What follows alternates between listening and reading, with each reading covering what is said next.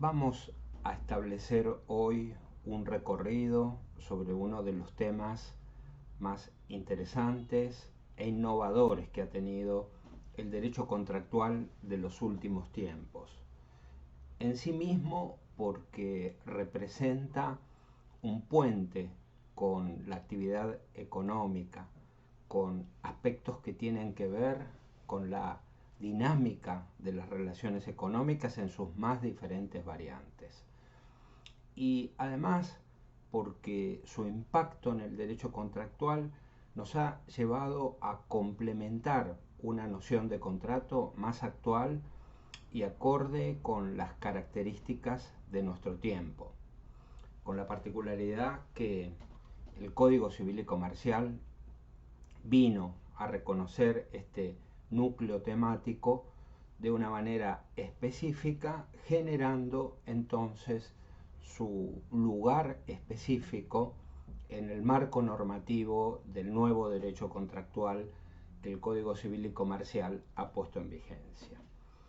Estamos refiriéndonos entonces a la renegociación de los acuerdos, una actividad que supone que sobre la base de una relación ya establecida, las partes se encuentran ante la necesidad de introducir cambios que derivan de la modificación de las circunstancias. Este es un punto relevante que vamos a tratar de despejar hoy a lo largo de nuestra exposición. ¿Cuáles serían las circunstancias que habilitan el inicio de un proceso de renegociación?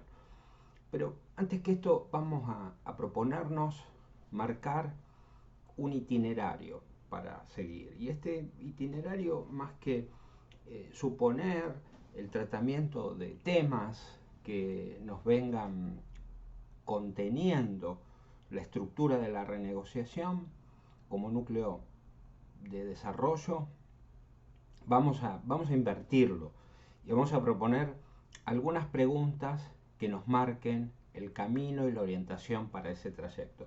Algunas preguntas que podríamos considerar básicas, que nos formulamos constantemente y que a la hora de encontrarles respuestas, vamos a ver que las respuestas pueden ser variadas. Por eso son preguntas que nos van a servir de guía, pero que no van a quedar cerradas a lo largo de esta intervención, sino que habilitarán que nos vayamos preguntando también a lo largo del tiempo qué respuestas podemos seguir encontrando a estos interrogantes.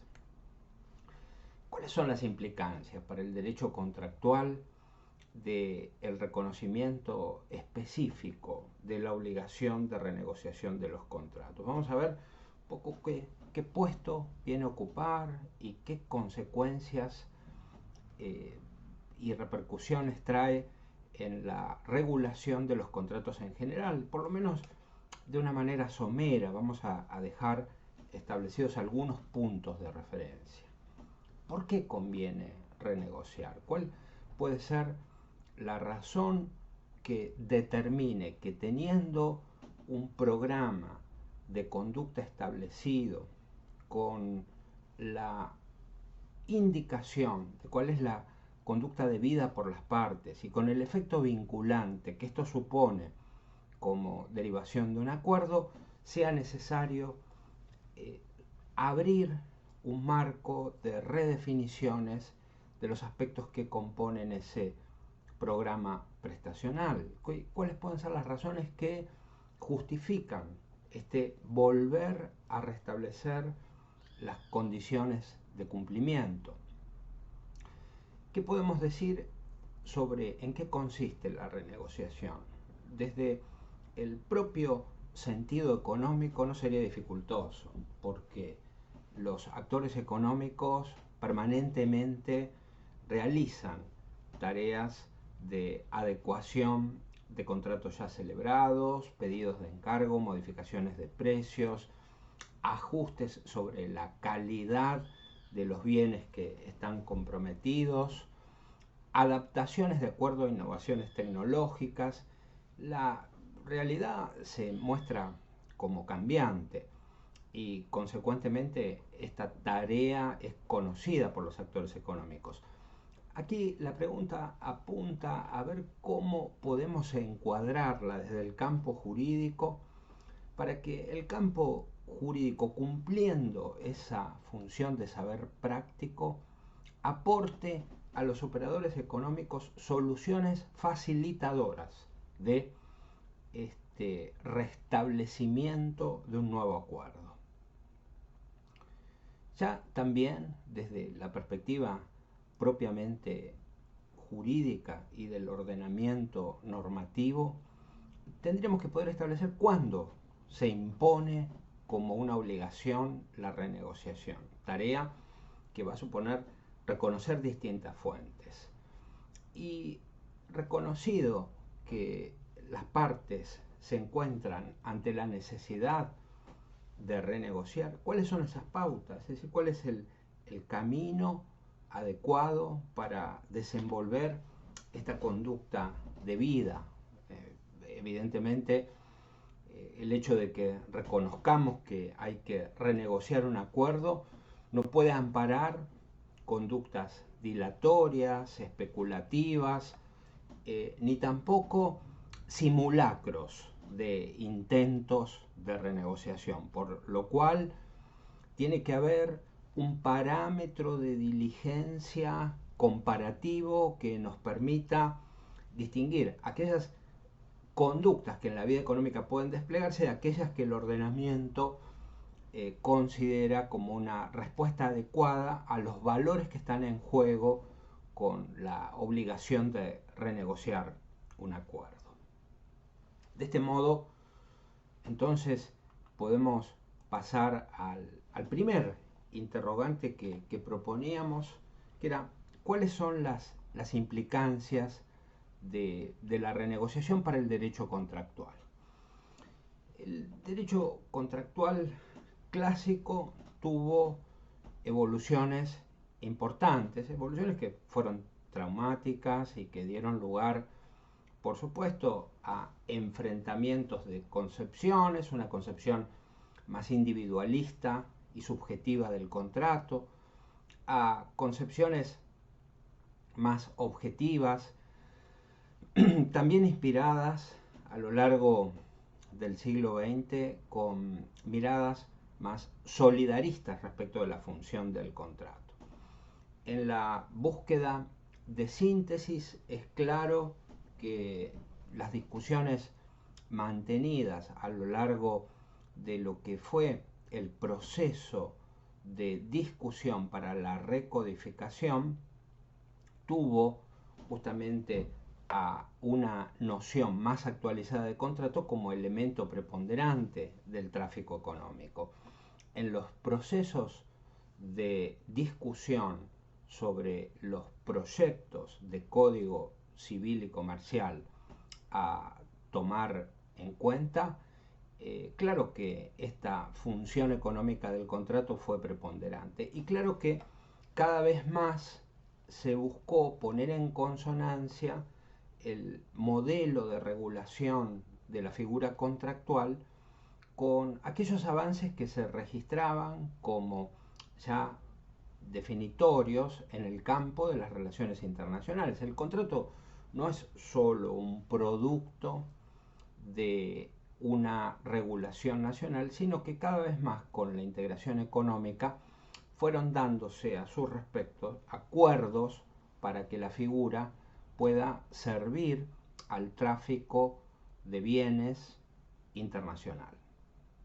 Hay algunas regulaciones que se constituyeron en modelo de lo que es el contrato a nivel internacional, como específicamente lo han sido las reglas para los contratos internacionales de UNIDROIT.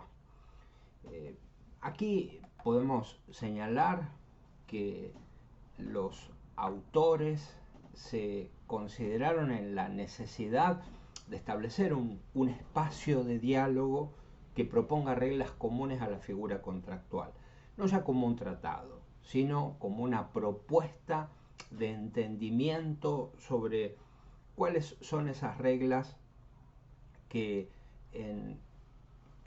supliendo la voluntad de las partes o adoptándolas estas como verdaderas costumbres admitidas a nivel comercial, como lex mercatoria, dándoles lugar a sus transacciones comerciales, cuáles eran las reglas que podrían considerarse estabilizadas.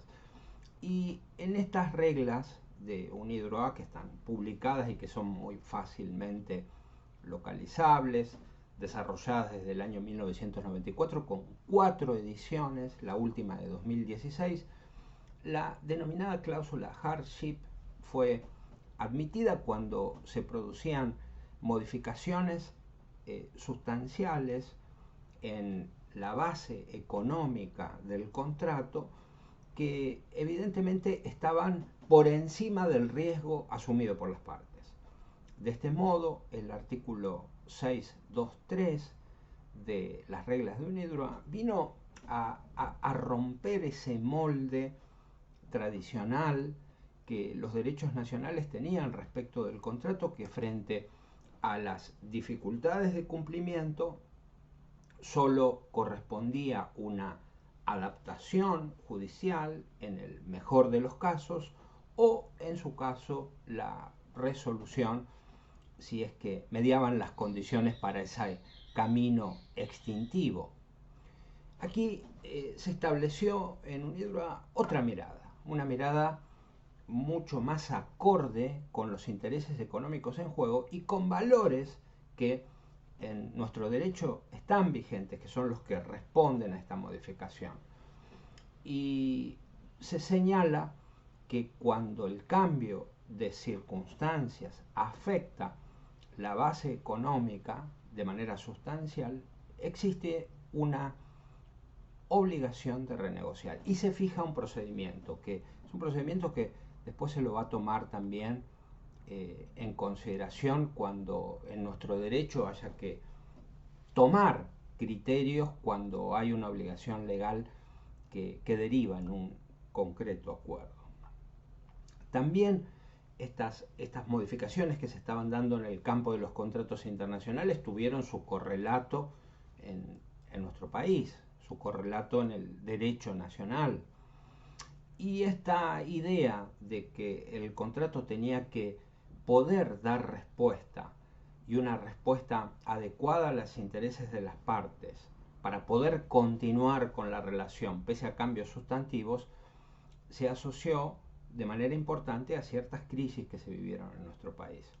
En particular, podemos detenernos en la crisis de la salida de la convertibilidad, es decir, cuando se abandona el régimen de paridad con la moneda extranjera de la ley 23.928, se lo hizo a través de dos instrumentos normativos, inicialmente un decreto 214 del año 2001 y también el régimen más completo de la ley 25.511, que supuso ya la modificación de la moneda de los contratos, porque había cantidad de relaciones que habían tomado el dólar como unidad de cuenta, y se dispuso que al modificarse esa paridad se debía entender convertidas esas obligaciones en moneda de curso legal.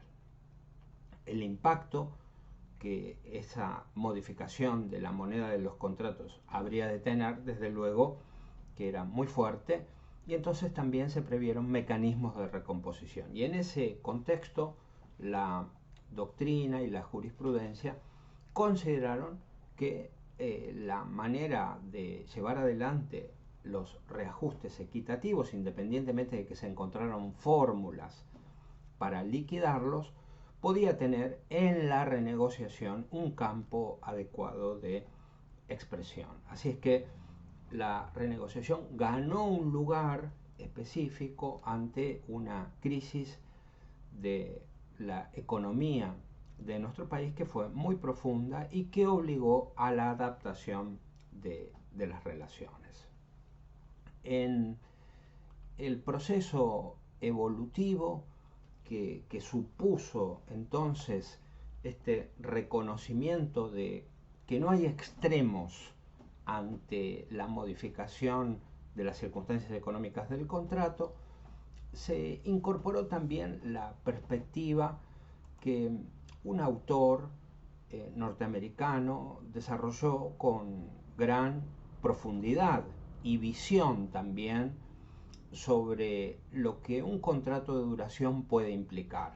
Estamos haciendo referencia a la teoría relacional del contrato, que determina que cuando las partes se van vinculando a lo largo del tiempo, esa relación se complejiza y se desmembra de lo que fue el consentimiento originario, surgiendo una pluralidad de elementos que se incorporan a esa relación, que por ende, cuando se presenta una circunstancia no tomada en cuenta que puede afectar de manera importante la ecuación económica y, por supuesto, superar el riesgo asumido por los contratantes, es necesario llevar adelante un proceso de renegociación.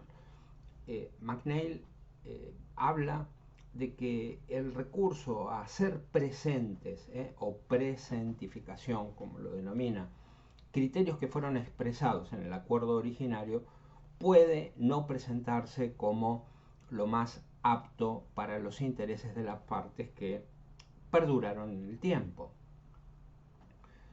Vamos a ver que este proceso determinó que en nuestro país la figura contractual empezó a ser concebida, sobre todo en el ámbito de las relaciones comerciales y también empresariales, como una figura que necesariamente toma en cuenta los fines económicos perseguidos por los particulares y que busca acompañar la realización de estos fines, es decir, se produce un cambio de eje, no poniéndose tanto el acento en el contrato como declaración de voluntad en un momento histórico, sino poniéndoselo en consonancia con la posibilidad de que el contrato logre la realización de aquello que se buscaba por su intermedio como operación económica.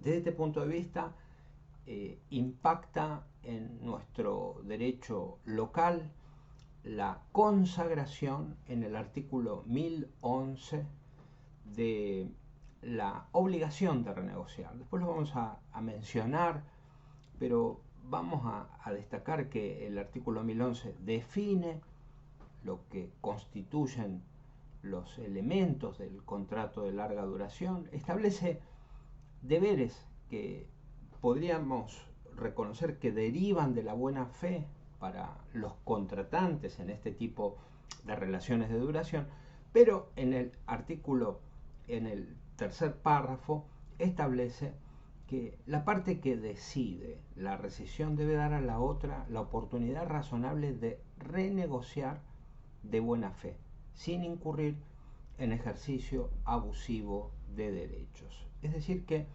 esta disposición consagra la incorporación en nuestro derecho de la obligación de renegociar, podríamos decir que ante supuestos de quebrantamiento de ese deber impuesto en el párrafo segundo. Pero ya después vamos a efectuar algunas consideraciones en particular de las repercusiones que ha tenido esta disposición legal y esta manera de aludir nuestro ordenamiento legal a la renegociación, pero vamos ahora a considerar el interrogante que habíamos planteado como segunda variante, que es ¿por qué puede convenir renegociar? Más allá de todas estas circunstancias que hemos estado señalando, que implican la modificación de una concepción,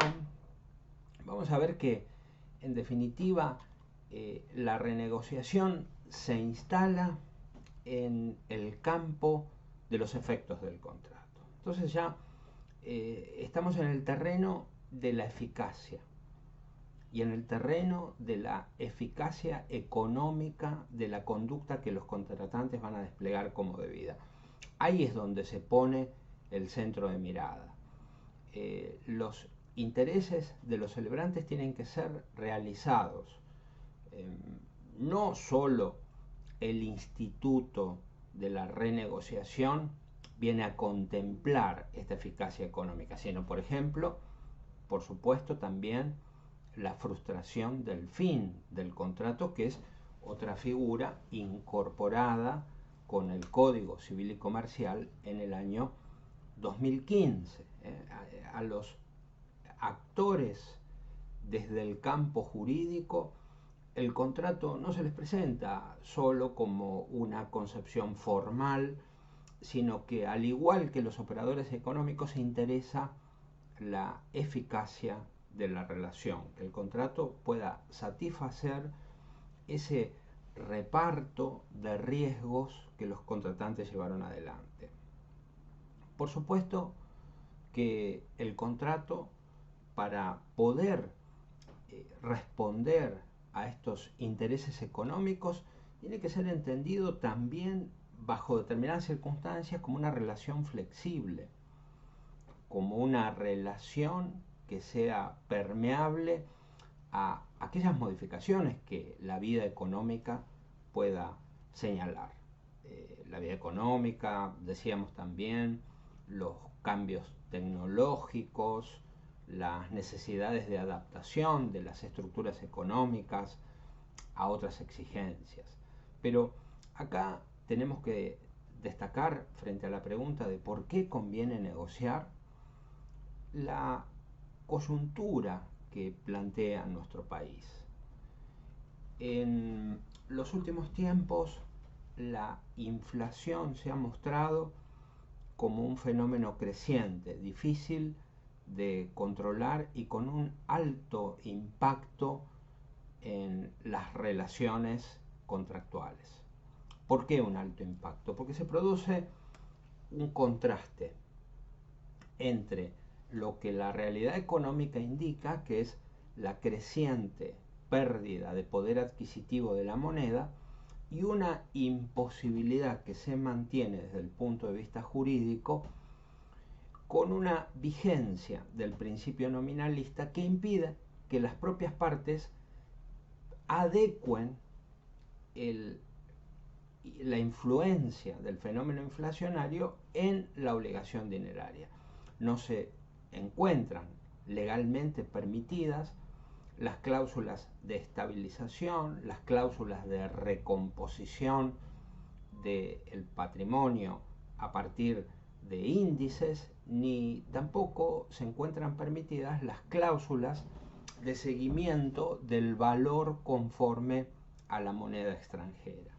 Sí se admite la posibilidad de que la moneda extranjera pueda ser utilizada como unidad de cuenta en las relaciones, pero eso también conlleva otras consecuencias que pueden impactar, que son el grado de riesgo asumido por los contratantes. De este modo, se supone que determinados cambios que se puedan producir, por ejemplo, en la cotización de la moneda extranjera, impactan en la estimación económica del costo de esa relación. La idea de flexibilidad se corresponde con un contexto económico inestable. ¿Por qué conviene renegociar? Porque podemos encontrar una primera manera de abordar este interrogante señalando porque el sistema legal no nos está permitiendo otras formas recompositivas que serían más sencillas, pero no son compatibles con la regulación que deriva de los todavía vigentes artículos 7 y 11 de la ley 23.928, pese a que los índices inflacionarios ya superan holgadamente el 100% anual. Podemos decir también que conviene renegociar a partir de que el modelo de figura contractual instaurado en el año 2015 nos deja en claro que el contrato sigue siendo un acto de previsión y un acto de reparto de riesgos, consecuentemente. Pero es un acto de previsión que está adecuado a las condiciones económicas de las partes, a sus posibilidades de anticiparse al curso de los hechos económicos. Por lo tanto, esa previsión es una previsión que no es desmedida ni cubre todos los aspectos. Entonces, a la hora de decir por qué conviene renegociar, nos encontramos con estos valores que acabamos de recorrer, que son los que inspiran la dinámica contractual en el presente.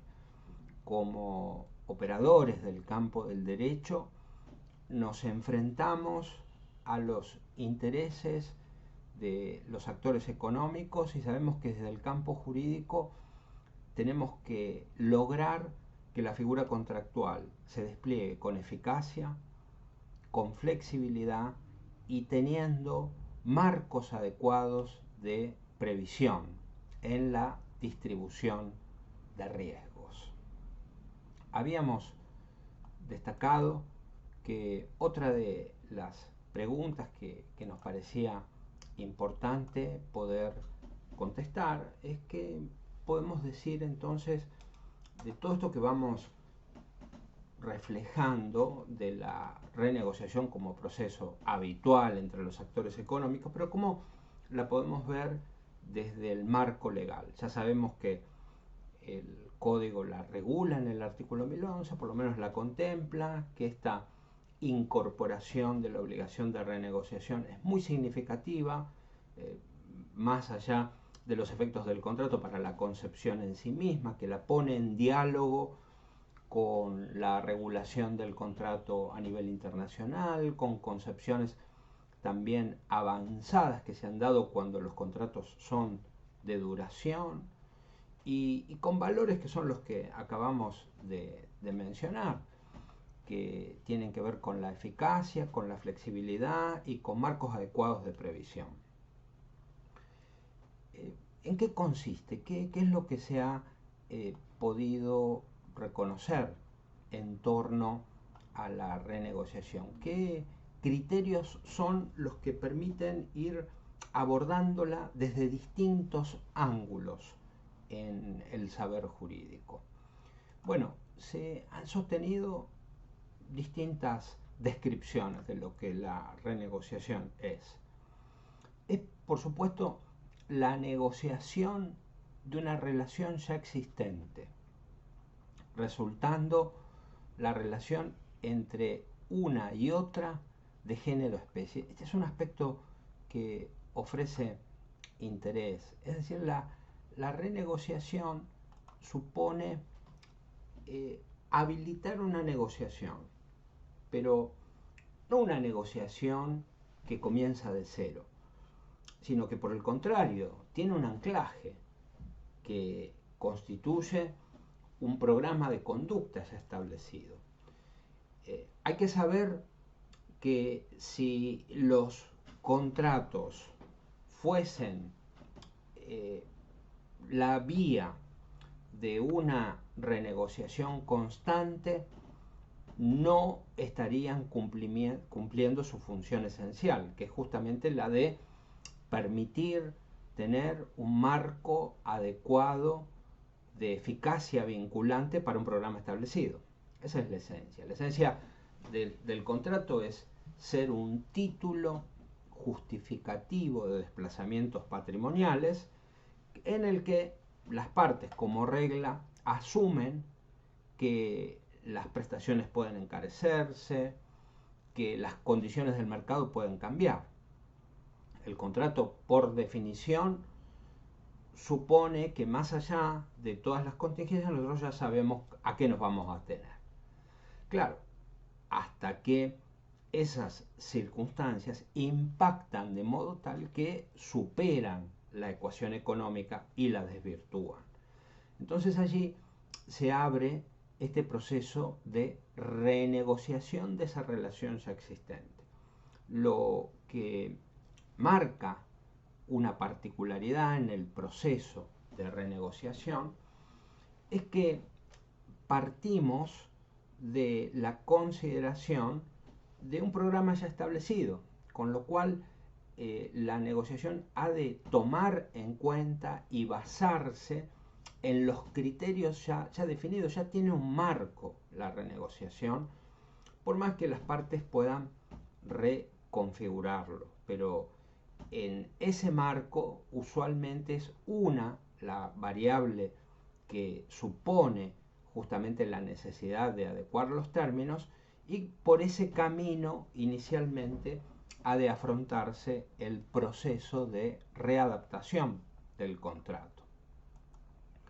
Esta relación de antecedente y consecuencia del proceso de renegociación nos pone, por supuesto, ante la actividad que los operadores del derecho van a tener que compartir con quienes son los contratantes de cómo desenvolver un proceso de renegociación. Así como se conocen las técnicas de negociación basadas en intereses, en intereses y no en posiciones, basadas en diferenciar las personas del problema y ser objetivos en el análisis del problema de modo tal de no deteriorar ni afectar la relación con las personas, las implicancias que supone buscar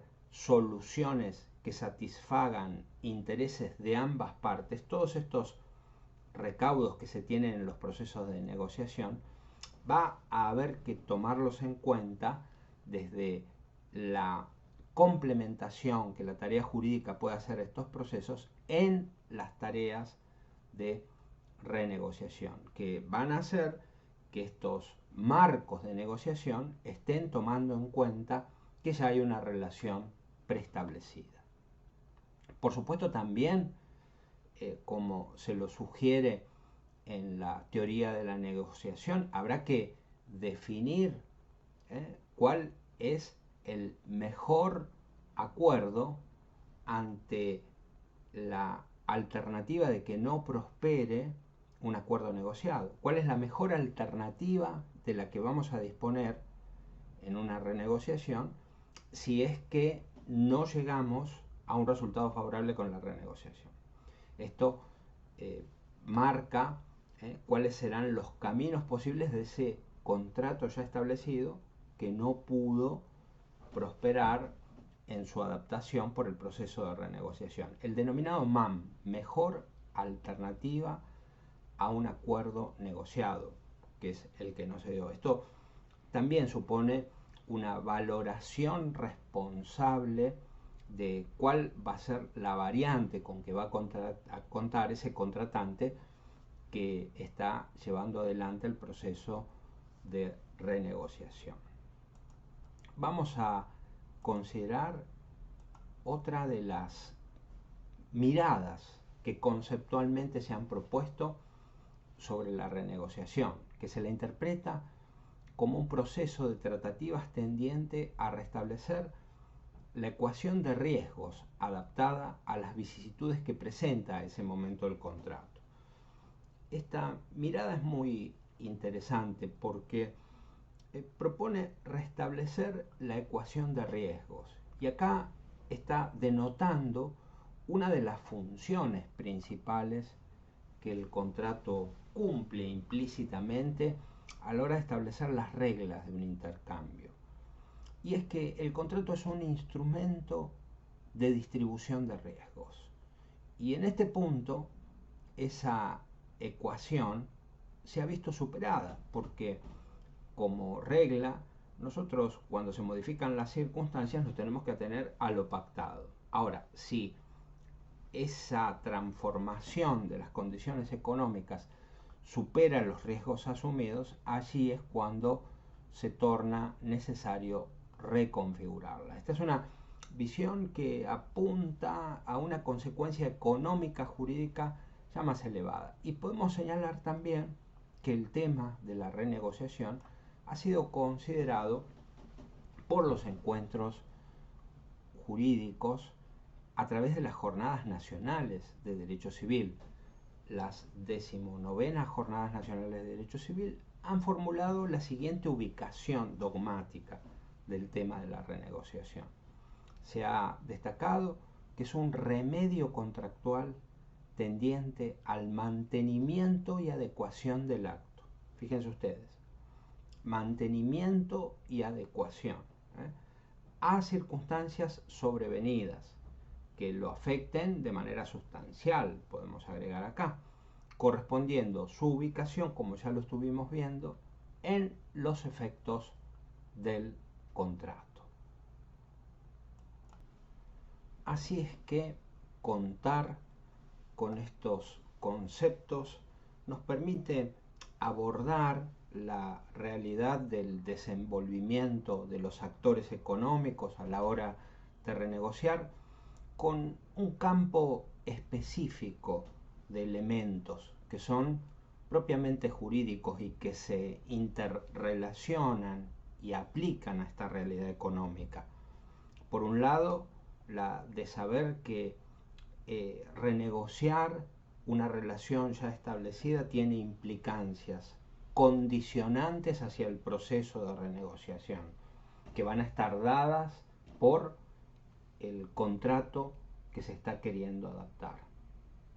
Por el otro lado, también conocer que esta tarea va a estar guiada desde el punto de vista de la orientación valorativa a readecuar la ecuación de riesgos asumido, a poner en consonancia con esa operación económica cómo las partes vuelven a acordar aquellos riesgos que asuman razonablemente en base a la previsión y cuáles los desbordan. Y por el otro lado, a saber que estamos trabajando en esta tarea de coadyuvar a que la relación se encauce y se recomponga desde el punto de vista de los remedios contractuales de adecuación y de adaptación frente al cambio de circunstancias. Es importante asumir que desde la profesión jurídica se desarrolla una tarea que nos es propia, es una nueva faceta del profesional del derecho, desenvolviéndose tanto en la tarea de elaboración de contratos como en la tarea de coadyuvar a su adaptación en los supuestos en que ésta puede aparecer como imprescindible para mantener el cauce y la razonabilidad de los intercambios. Vamos a detenernos en la mirada de cómo puede surgir en una relación contractual la necesidad de renegociar, de qué puede derivar justamente esta tarea que suponga asistir a los actores, asistir a las partes en un proceso de renegociación. Y estas fuentes pueden ser variables.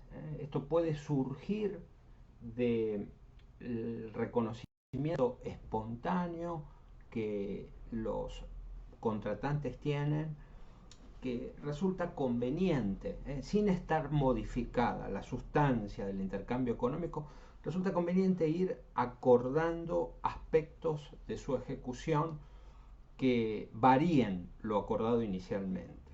Esto es una renegociación que podríamos decir que es espontánea y que en muy buena medida, por supuesto, debe corresponder en su instrumentación a un complemento del acuerdo originario. Por supuesto que la costumbre y la práctica tiene un enorme valor en materia de ejecución de contratos comerciales, pero siempre es adecuado que haya una correspondencia también con lo que se ha documentado, porque si el contrato originario tiene una instrumentación, después la demostración de que esos términos se han modificado con la práctica puede presentar algunas dificultades que conviene evitar.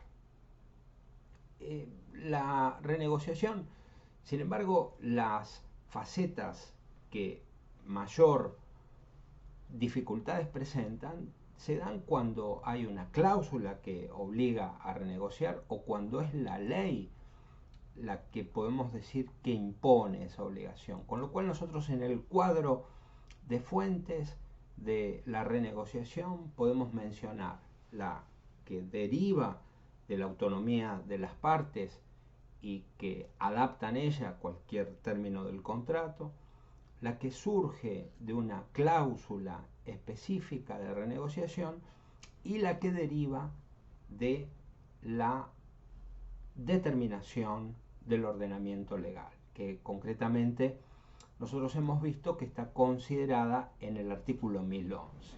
Esta disposición ha generado divergencias interpretativas porque se ha sostenido, sobre todo por los autores del campo de la contratación comercial, que podría llegar a encontrarse en pugna con jurisprudencia consolidada que admite la legitimidad de la rescisión unilateral de los contratos. Y la verdad que esa interpretación no parece ser la más acorde con lo que establece el artículo 1011, que en primer lugar establece un campo de aplicación a los que denomina contratos de duración y los define señalando que son aquellos en que el tiempo es esencial para el cumplimiento del objeto, de modo que se produzcan los efectos queridos por las partes o se satisfaga la necesidad que las indujo a contratar. Tenemos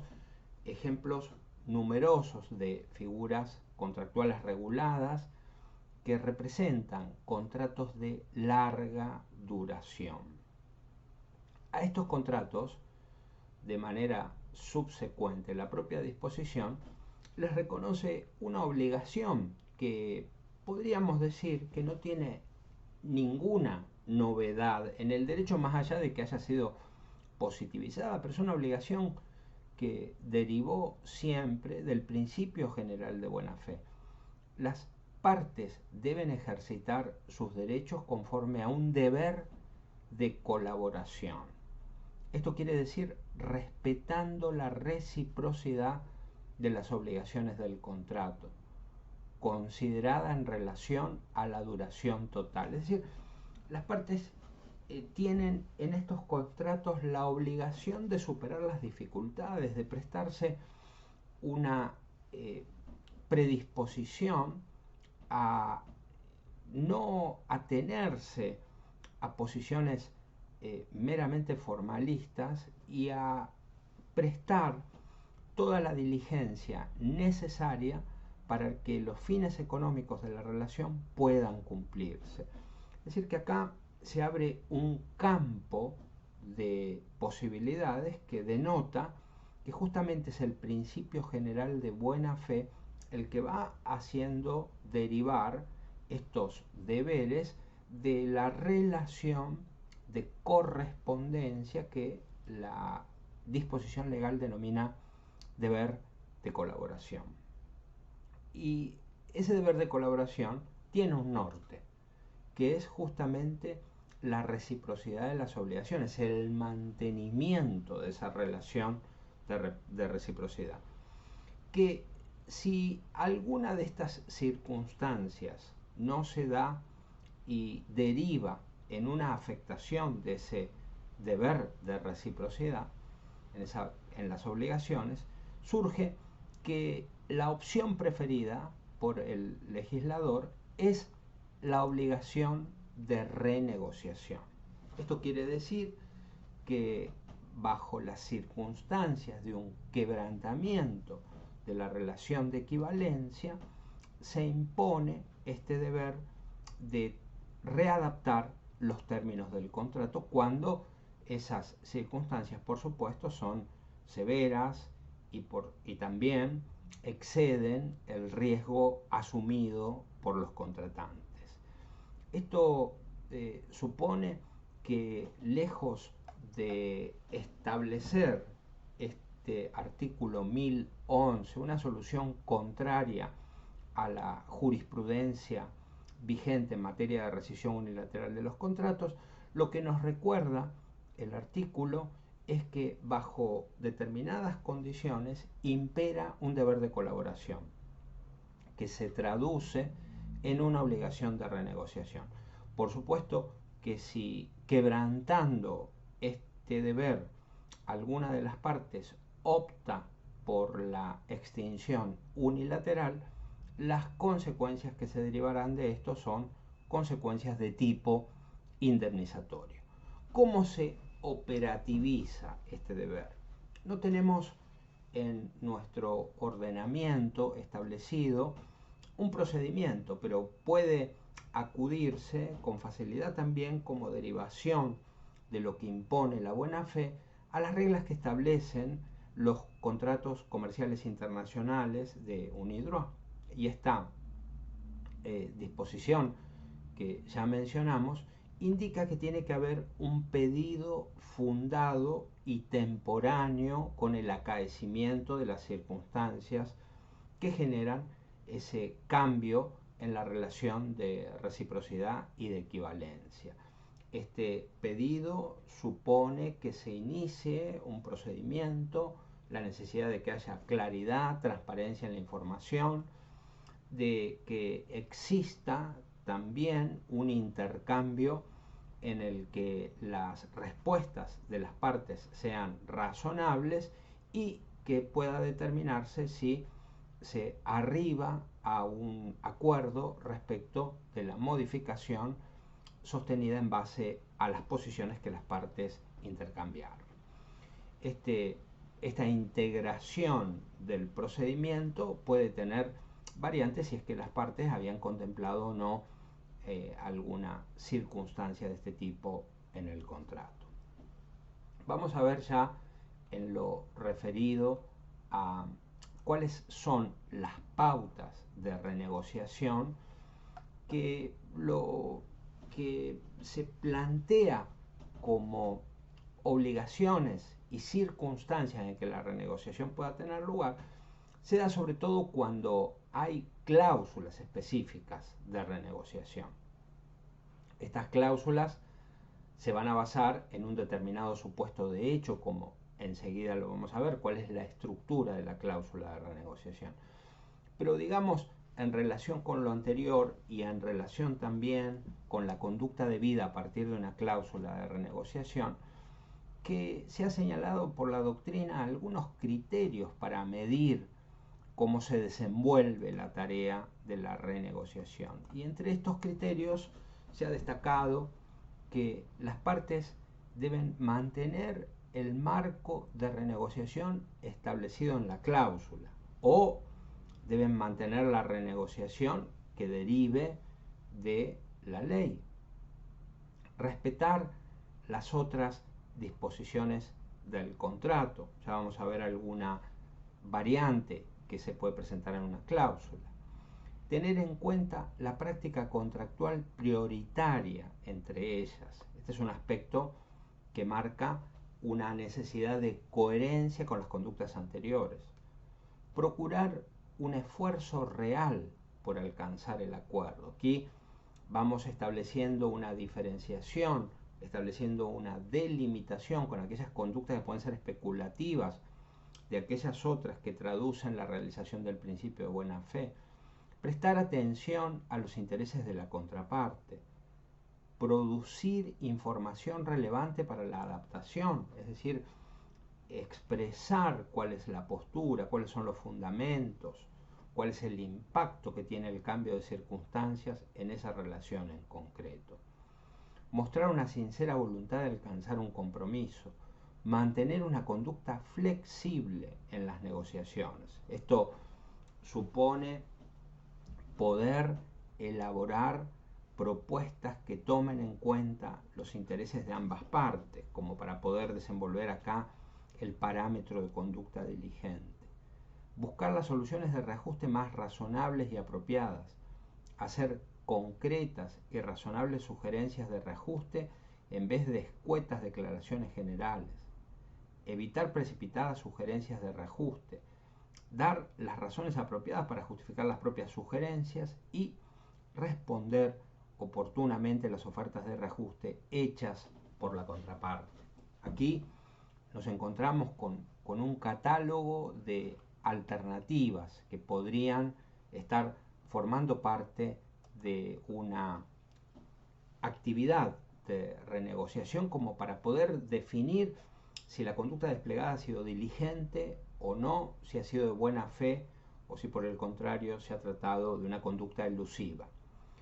A la hora de terminar analizando cuáles son las variantes que puede plantear una cláusula de renegociación, cuál es el criterio con el que los operadores jurídicos tenemos que abordar la problemática de la elaboración de cláusulas de renegociación, siempre vamos a estar ante la tensión de si tenemos un modelo o no, si lo seguimos. Lo importante es consultar los intereses de las partes y adaptar las alternativas justamente a esa realidad de una relación en particular. Pero ¿qué nos plantea la elaboración de una cláusula de renegociación? ¿Qué criterios tomar en cuenta? Acá tenemos que saber que, como toda disposición contractual, puede tener una concepción ideal, más allá después como esté redactada, de que hay un supuesto de hecho y que hay determinadas consecuencias. Entonces, tenemos que discriminar cuáles serían el modo de configurar los supuestos de hecho que pueden dar lugar a un proceso de renegociación. Y acá podemos encontrarnos con que en determinados campos de la actividad económica puede haber modificaciones muy específicas que se presenten en el aumento de determinados productos e insumos que estén especialmente contemplados como generadores de un proceso de renegociación. O puede ser que se opte por un criterio más amplio. Aquí, de todos modos, hay que tomar en consideración que la delimitación de un criterio amplio tiene que suponer una modificación sustantiva a la ecuación económica, porque cuando estamos incluyendo una cláusula de renegociación, estamos redefiniendo el reparto de riesgos. No es que el reparto de riesgos va a quedar ajeno a la incidencia de un cambio profundo de circunstancias, porque allí se podría aplicar la solución de imprevisión, y en estos supuestos, para que haya imprevisión, por supuesto que esas contingencias tienen que haber estado fuera del riesgo asumido por las partes.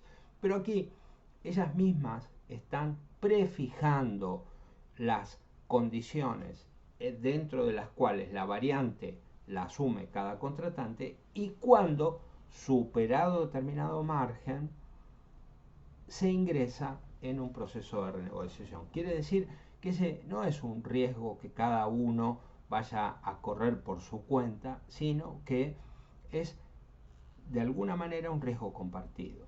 Puede esto referir a cambios de circunstancias tecnológicas, a cambio en la situación de importación de determinados insumos que presenten variantes, que presenten contingencias. Esto puede referir a necesidades de ampliación del giro económico a que se está refiriendo, y por supuesto también aumento de las variables económicas. Nosotros veníamos señalando que de manera anómala en nuestro derecho nos encontramos con que los índices inflacionarios están presentando una contraposición con una regulación legal que establece la vigencia del principio nominalista, ya no con el alcance con que lo tuvo en su momento, porque hay excepciones importantes, como lo constituye el precio de los contratos de locación, pero sin embargo hay una regla que sigue generalizándose en el resto de las obligaciones dinerarias. Aquí podría establecerse entonces que de manera indirecta la renegociación pueda recomponer el efecto del proceso inflacionario.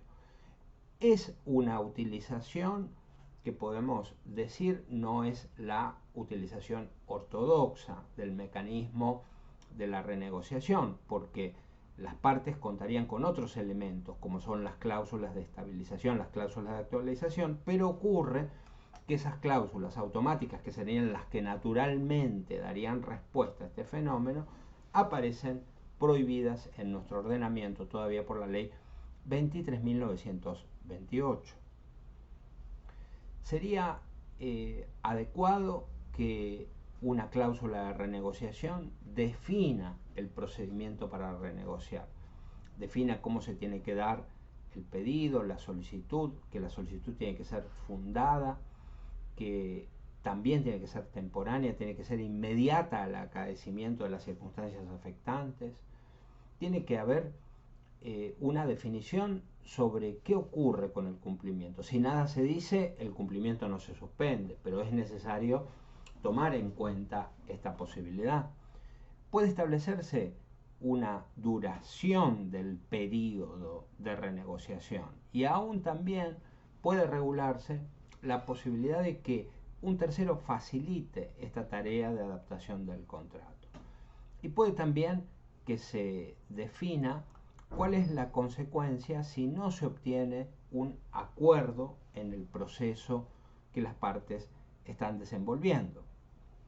Estas alternativas se pueden presentar hoy en día en contratos de locación que no tienen un fin habitacional. Allí las partes tienen más margen para definir tanto la moneda que regula ese canon como las modalidades, en su caso, de modificación del precio, lo que puede inclusive ser sometido a un proceso de renegociación. Igualmente, los contratos de fideicomiso, que suponen una variable de acuerdo a las contingencias que vaya teniendo el encargo que se le haya encomendado al fiduciario, pueden suponer situaciones de renegociación a partir de nuevos aportes que se puedan solicitar por parte del fiduciario a los fiduciantes. Aquí una cláusula de renegociación cumpliría una función que podría dejar a resguardo a ambas partes en un contrato que tiene tanta trascendencia para la vida económica. En los contratos de consumo nos encontramos con dificultades, porque así como en los contratos de consumo no hay una situación de paridad a la hora de perfeccionarse los contratos, tampoco la va a haber a la hora de encarar un proceso de renegociación. Con lo cual, muchas veces se aspira a que la renegociación en estos casos sea colectiva, esté apuntalada en la intervención de quienes representan los intereses individuales homogéneos de consumidoras y consumidores, como pueden ser las asociaciones de consumidores, o directamente que se trate de procesos que también estén apoyados en la intervención de algún funcionario, de algún tercero, para los supuestos de sobreendeudamiento, que suponen una reestructuración general de las obligaciones asumidas por el consumidor, pero dada sobre la base de un proceso que toma en cuenta adecuadas pautas tuitivas para relaciones que no tienen igualdad o simetría de poder negocial. Interesa repasar algunas de las ideas que nosotros acabamos de presentar, recordando que en el contexto actual, posterior a la pandemia, la renegociación ha recobrado fuerza debido al escenario inflacionario, la alteración constante del tipo de cambio de la moneda extranjera y la vigencia cada vez más frágil del principio nominalista en el régimen legal. En situaciones anómalas, la renegociación puede desempeñar un papel importante en el equilibrio de las relaciones económicas afectadas por la inflación. A falta de mecanismos automáticos, decíamos recién, de recomposición del valor, la renegociación puede ser necesaria para encontrar soluciones. Tenemos que, en general, el riesgo de absorber modificaciones inflacionarias recae en las partes. salvo en casos de aumentos desmedidos. La renegociación puede desempeñar un papel importante en estos casos, especialmente cuando está prevista en cláusulas contractuales, cuando es de fuente negocial. El deber de renegociación en los contratos de larga duración deriva del deber de colaboración y la afectación del cambio de circunstancias. La renegociación es preferida y prioritaria antes que la rescisión, pero la facultad rescisoria no se ve impedida. En los casos en que no hay afectación sobrevenida, no es necesario recurrir a la renegociación, desde luego. Las cláusulas de renegociación son herramientas para anticipar soluciones flexibles frente a cambios y crisis, pero no es aconsejable generalizar su incorporación en todos los contratos. Al redactar una cláusula de renegociación es importante considerar las condiciones para abrir la instancia de renegociación. Este es el supuesto de hecho, ¿no es cierto? El objeto de la renegociación, el procedimiento, las consecuencias del incumplimiento y la posibilidad de recurrir a un tercero para resolver conflictos. La instancia de renegociación debe regirse por reglas de tempestividad, claridad, consistencia y seriedad en las proposiciones, siendo su primer paso la presentación de una solicitud sin demora, indicando los fundamentos y pretensiones. La obligación de renegociación implica realizar un esfuerzo por llegar a un acuerdo, siguiendo pautas de conducta diligente. Y por fin, en caso de arribar exitosamente a una renegociación, se debe encuadrar dicho acuerdo como contrato modificativo o novatorio según corresponda. Con este recorrido terminamos de marcar uno de los perfiles más importantes que tiene el derecho contractual de nuestro tiempo, asumiendo también la influencia que el Código Civil y Comercial ha venido a establecer en la materia, propendiendo a una consideración del derecho contractual más eficaz, más flexible y con grados de previsión adecuados para los actores económicos.